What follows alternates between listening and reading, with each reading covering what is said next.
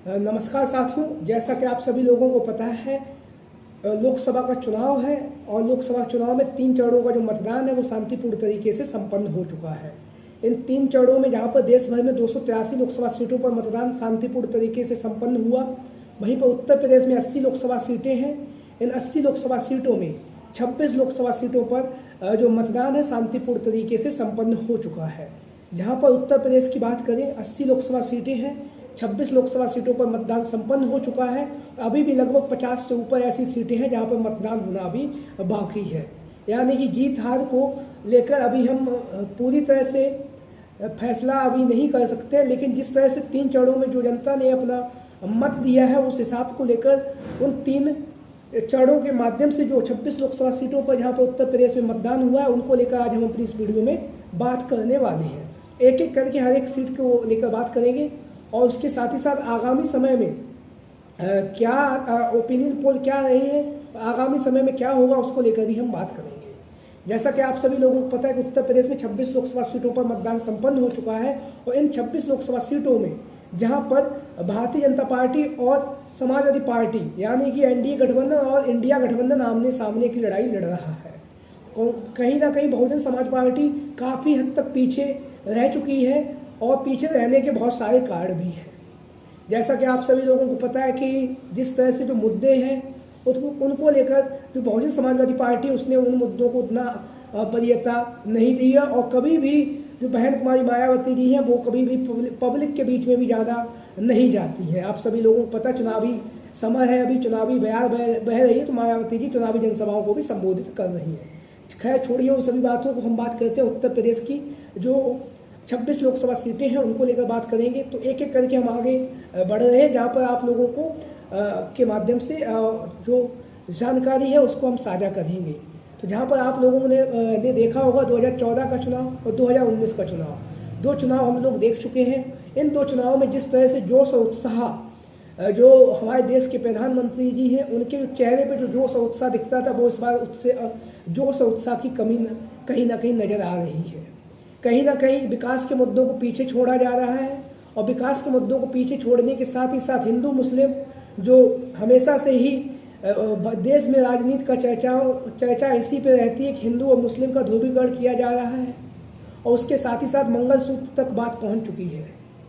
जहां पर एक और विपक्षी दल है जो लगातार बेरोजगारी और महंगाई को लेकर लगातार सरकार पर हमलावर है, वहीं पर जो सरकार है उसके जो मंत्री हैं वो लगातार अपने चुनावी जनसभाओं में जिस तरह से हिंदू मुस्लिम का ध्रुवीकरण भी कर रहे हैं, उसके साथ ही साथ जहां पर नरेंद्र मोदी जी जो देश के प्रधानमंत्री जी हैं लगातार चुनावी जनसभाओं को भी संबोधित कर रहे हैं। उनके साथ में देश के जो गृह मंत्री हैं वो भी लगातार चुनावी जनसभाओं को संबोधित कर रहे हैं और उत्तर प्रदेश के मुख्यमंत्री हैं वो भी लगातार चुनावी जनसभाओं को संबोधित कर रहे हैं। तो उन सभी बातों को छोड़कर अब आज हम बात करेंगे जो 26 लोकसभा सीटें हैं जहां पर मतदान संपन्न हो चुका है, उन लोकसभा सीटों को लेकर हम बात करेंगे कहां पर कौन सी पार्टी मजबूत स्थिति में नजर आ रही है। तो सबसे पहले हम बात करेंगे संभल की लोकसभा सीट जो लगातार चर्चाओं का केंद्र बिंदु बनी रही है, क्योंकि यहाँ की जो आबादी है उसका 50% यहाँ पर मुस्लिम आबादी है और उसके साथ ही साथ यहाँ पर हिंदू आबादी जो है वो 50% है। और हिंदू आबादी में जैसा कि आप सभी लोगों को पता है समाजवादी पार्टी का जो कोर वोट है यादव, वो भी संभल की लोकसभा सीट पर 10% हिंदू आबादी में समाजवादी पार्टी का जो कोर वोटर है यादव समाज वो भी यहाँ पर, यानी कि अगर संभल की जो लोकसभा सीट है वहाँ पर 60% वोट ऐसा है जो कहीं ना कहीं समाजवादी पार्टी के पक्ष में जाता हुआ नजर आ रहा है।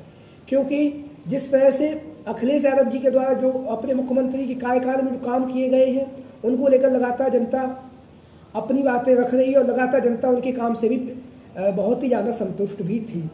तो जो संभल की लोकसभा सीट है वहाँ जो नरेंद्र मोदी जी जब 2019 में चुनावी प्रचार कर रहे थे तब भी संभल की लोकसभा सीट 2019 में भी समाजवादी पार्टी का यहाँ पे कब्जा था और एक बार फिर यहाँ से जिया उल वल्क रहमान जो स्वर्गीय साफिक उल वल्क रहमान साहब के पोते हैं उनके खाते में ये सीट जाती हुई नजर आ रही है।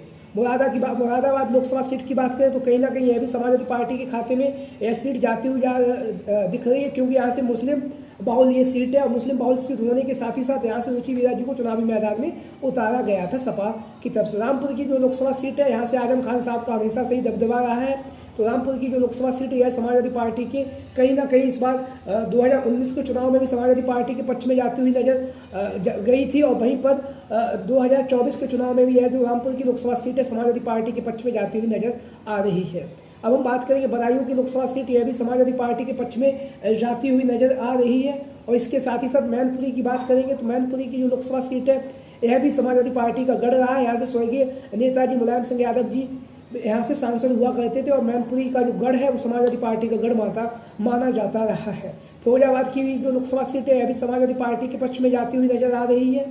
एटा की जो लोकसभा सीट है वहाँ पर जो जाति समीकरण के हिसाब से अखिलेश यादव जी ने देवे शक को चुनावी मैदान में उतारा है, उन सभी समीकरणों को ध्यान में रखते हुए जो एटा की लोकसभा सीट है यहाँ से कहीं ना कहीं समाजवादी पार्टी का पलड़ा इस बार भारी दिखाई दे रहा है। आगरा की लोकसभा सीट है जो बीजेपी के यहाँ से एसपी सिंह बघेल वर्तमान समय में सांसद है और देश भारत सरकार में अभी मंत्री भी हैं। तो ऐसी स्थिति में जो आगरा की लोकसभा सीट है वो कहीं ना कहीं बीजेपी के पक्ष में जाती हुई नजर आ रही है। इसी के साथ बात करेंगे अलीगढ़ की लोकसभा सीट जो समाजवादी पार्टी के पक्ष में जाती हुई नजर आ रही है। उसके बाद फतेहपुर सीकरी की लोकसभा सीट है, यहाँ पे भारतीय राष्ट्रीय कांग्रेस पार्टी और समाजवादी पार्टी के संयुक्त प्रत्याशी जो हैं फौजी बाबा जी, उनके समर्थन में यहाँ से चुनावी मैदान में है, और उनके पक्ष में यहाँ पर ये जो सीट है जाती हुई नजर आ रही। बहुत कड़ा मुकाबला यहाँ पे होता हुआ नजर आ रहा है। हाथरस की जो लोकसभा सीट है बीजेपी के खाते में जाती हुई नजर आ रही है। अमरोहा की लोकसभा सीट से जहाँ पे दानिश अली वर्तमान समय में सांसद हैं और इंडिया और भारतीय राष्ट्रीय कांग्रेस की टिकट से यहाँ से लोकसभा के प्रत्याशी हैं, तो ये सीट भी जो कांग्रेस पार्टी उसके खाते में जाती हुई नजर आ रही है। बुलंदशहर की लोकसभा सीट है, यहाँ से भारतीय जनता पार्टी के पक्ष में ये सीट जाती हुई नजर आ रही है। सहारनपुर की जो लोकसभा सीट है यहाँ से भारतीय राष्ट्रीय कांग्रेस पार्टी जो है वो उसके पक्ष में यहाँ पर ये सीट जाती हुई नजर आ रही है। मुजफ्फरनगर की लोकसभा सीट की बात करें तो यहाँ से हिंद मलिक समाजवादी पार्टी के प्रत्याशी, तो समाजवादी पार्टी के पक्ष में ये सीट जाती हुई नजर आ रही है। मेरठ की लोकसभा सीट भी समाजवादी पार्टी के पक्ष में जाती हुई नजर आ रही है। हल्का हल्का सा जल्दी से देख लेते हैं। नगीना की लोकसभा सीट बीजेपी के पक्ष में जाती हुई नजर आ रही है। बिजनौर की लोकसभा सीट भी बीजेपी के पक्ष में जाती हुई नजर आ रही है। बागपत की लोकसभा सीट भी बीजेपी के पक्ष में जाती हुई नजर आ रही है। गाजियाबाद की Lok Sabha seat Congress party India गठबंधन के पक्ष में जाती हुई नजर आ रही है। डोली शर्मा यहाँ से चुनावी मैदान में उतरी है, कांग्रेस पार्टी की प्रत्याशी है।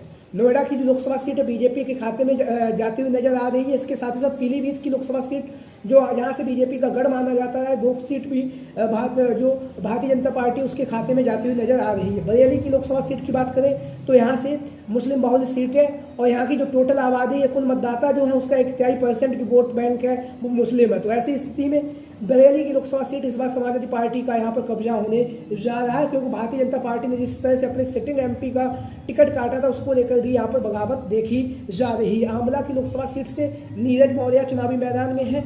आंवला की लोकसभा सीट पर इस बार समाजवादी पार्टी यहाँ पर बड़े मार्जिन से जीतने जा रही है। हम बात करें कैराना से इकरा हसन, जिन्हें आप सभी लोग जानते ही होंगे, काफ़ी तेज तर्रार महिला है और लगातार जनसंपर्क किया इन्होंने। तो ये जो सीट है कैराना की लोकसभा सीट, यह कहीं ना कहीं समाजवादी पार्टी के पक्ष में जाती हुई नजर आ रही है। वहीं बात करेंगे मथुरा की लोकसभा सीट बीजेपी के पक्ष में जाती हुई नजर आ रही, क्योंकि यहाँ से वर्तमान समय में जो हेमा मालिनी जी हैं वह सांसद हैं, और जो भारतीय जनता पार्टी उन्होंने हेमा मालिनी को यहाँ से प्रत्याशी घोषित भी किया है। तो ऐसे टोटल अगर 26 लोकसभा सीटों की बात करें तो यहाँ पे 15 से 16 लोकसभा सीटें ऐसी हैं जहाँ पर इंडिया गठबंधन मजबूत स्थिति में नजर आ रहा है। वहीं पर कुछ सीटें ऐसी हैं जहाँ पर भारतीय जनता पार्टी भी मजबूत स्थिति में नजर आ रही है। तो आप लोगों की क्या राय है, सभी साथी कमेंट बॉक्स के माध्यम से अपनी राय जरूर दें। जय हिंद, जय भारत।